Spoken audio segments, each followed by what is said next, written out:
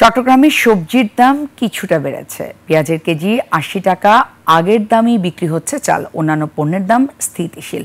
চট্টগ্রাম থেকে হাসান ফেরদৌসের তথ্য, ছবিতে ডেস্ক রিপোর্ট, ক্যামেরায় ছিলেন বিপ্লব মজুমদার।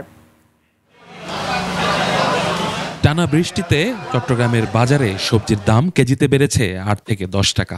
অধিকাংশ সবজির কেজি ৮০ থেকে ১০০ টাকা। খুচরা বাজারে ২০ টাকা বেড়ে পেঁয়াজ বিক্রি হচ্ছে ৮০ টাকায়।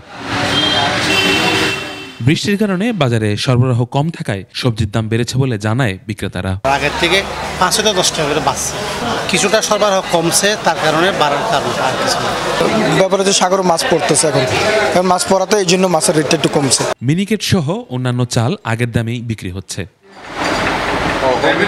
মাছ মাংসের দাম স্থিতিশীল রয়েছে।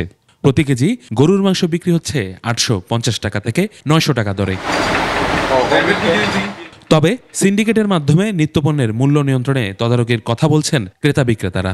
দ্রব্যমূল্য নিয়েই বেশিরভাগ মানুষের কষ্ট, মানে সবাই কিন্তু নীরবে কিন্তু সহ্য করে গেছে, কেউ কিছু বলতে পারে না। কিন্তু বাজারে আপনার মনিটরিং করা, ছাত্ররা যেভাবে মনিটরিং করতেছে এটা খুবই সুন্দর।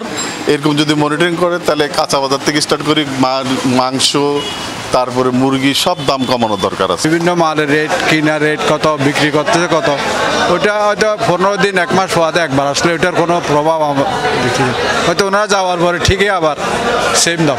বাজার নিয়ন্ত্রণ এবং নিত্যপণ্যের দাম সাধারণ মানুষের ক্রয় ক্ষমতার মধ্যে আনতে কার্যকর পদক্ষেপ নেওয়ার দাবি ক্রেতা বিক্রেতা সবার। ইউসুফ হাসান নাঈম, ২১ টেলিভিশন।